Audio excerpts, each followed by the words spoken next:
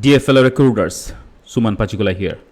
And in this video, you are going to understand what is that going to happen, what could be the responsibilities, what could be the expectations for a new joinee when someone gets a job and gets an opportunity to work in a recruiting company. So, when it was non-work from home, meaning it's a on-site, right? So there was that experience was different, and now we are working from home. All these process will happen, but you will experience this while working from home. All right. So when your company calls you for on-site, you will have a different experience. But let's understand here what really happens when someone starts in a company as a recruiter. All right, so you got a job now. What is that going to happen next? So first thing is, when you get a offer letter and you have a joining date fixed, so you will get an introduction from their HR or from somebody else in the company after you joining and reporting in the company. Okay, then they are going to brief you about the company, about their departments, about their vision, mission, about them, their team, and whom you should contact and whom you should be working with, and that sort. All right. And buddying meaning, so it could be after the introduction, they will assign a senior recruiter or someone whom you could be watching what that person is doing. All right. And now, what happens next? Once after the introduction is over, okay, then the hardware allocation will be happening. Meaning, if you are working on site, if you are working from the office, then they will assign you a laptop or a computer, and you will have your phone connection. You will have a different desk that they will assign you to sit and work. So there, when you get a phone number or a desk phone, okay, so what you should be doing is, so you should be arranging, what you will do once you have a phone, you should be record voice message, okay, record voice message about unavailability, meaning, so they will ask you to record unavailability message in your mobile, in that particular number. You will be given a US number, okay. And what happens when you record this message, if someone is you are on a call, you are on a different call, and somebody else calls you, they will hear this message, and it could be like, hey, this is Suman from Spark Academy, and I'm on a different call, or I might be out of desk. Please leave a brief message and the reason why you called, and do not forget to leave your voice message. Do not forget to leave your phone number so that I will call you back as soon as I return to my desk. So this could be a kind of voice message you are going to record. All right. And now there will the training. So if you are a new recruiter, they will proceed with the training about their processes, their recruiting work, and everything, whatever they think you need to be trained on.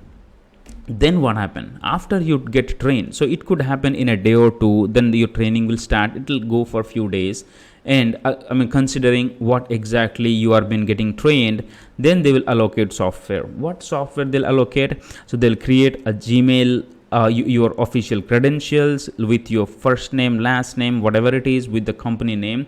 For example, Suman at sparkhorns.com. Okay, the Spark Consulting, it's a sparkhorns.com. So that's how, or support at the rate sumanpachikula.com. So in that way, that company, whatever the company you will join, they are going to give you an official email ID, and they will give you a password where you will be able to log in, maybe to a web server, or maybe to a Gmail, or if they have an internal emailing system. Okay, and now here in the software allocation, they will allocate you job boards like Dice, Monster, Career Builder, Naukri, whatever you're working which process.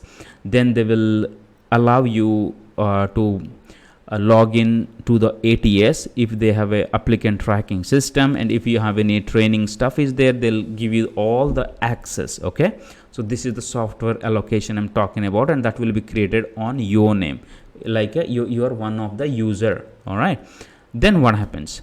Then again, because you are new to the process, you do not know, then they'll let you sit with somebody else again. So you will be working with another recruiter or a senior person who will be telling how exactly they do it and how you should be doing it. After the senior person feels that yes, you are capable enough, meaning you might have helped that person during your budding period for sourcing or for screening or maybe for anything, okay, for candidates pulling from the boards or maybe from Google, from anywhere. So now they are going to allocate requirements, meaning this buddy person, this senior recruiter may give you that, hey, before they allow you to go and directly call, okay.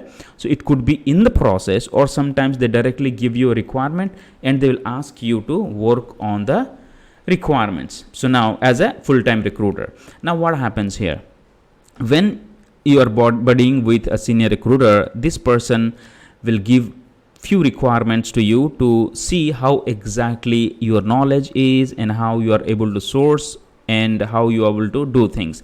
Meaning, so you will be given a portal access, job portal access, and this person will give you a requirement. For example, Java requirement they have given you. So your duty is to go in the portals and source resume and forward that to this person. Okay, this could be initial responsibilities, or they may directly give you a requirement and ask you to work.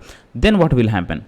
Then you will start sourcing or full life cycle recruiting. Okay, so you will be sourcing and sending that to your senior recruiter, or you will source and you start calling.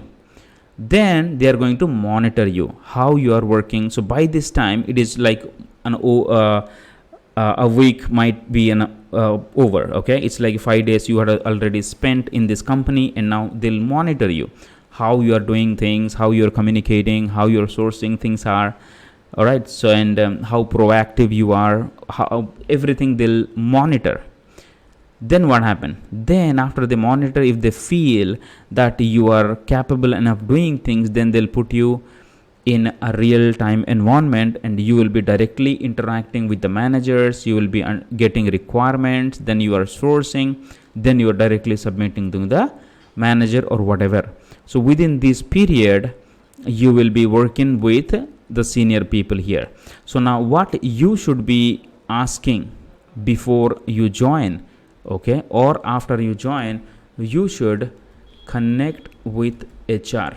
Okay, so here while you are joining in a company, you will connect with HR. Before joining you could do that, or after also. Okay, it's better to do it before.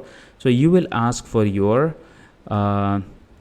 salary breakup, okay, or do they have any benefits, okay, and you may ask about the paid offs or holidays, whatever the company is giving, or you could ask for what are the bonuses there.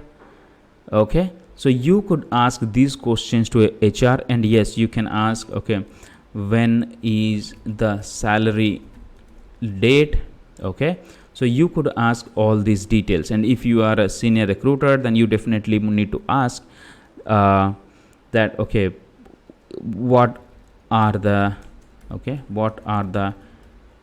deductions in the salary, so that you will know what is that going on. If they have a benefit like any insurance, any PF, anything that sort. Okay, so you need to know all these things if you're joining in a company. Then they will give you an iCard after some time, the ID card, where you can use that for your authentication and that sort. All right, I hope it helped, and if you may have any questions, let me know and I'll give more light on it. All right, if you are a new visitor to this channel, feel free to subscribe and let the community grow. Take care and God bless.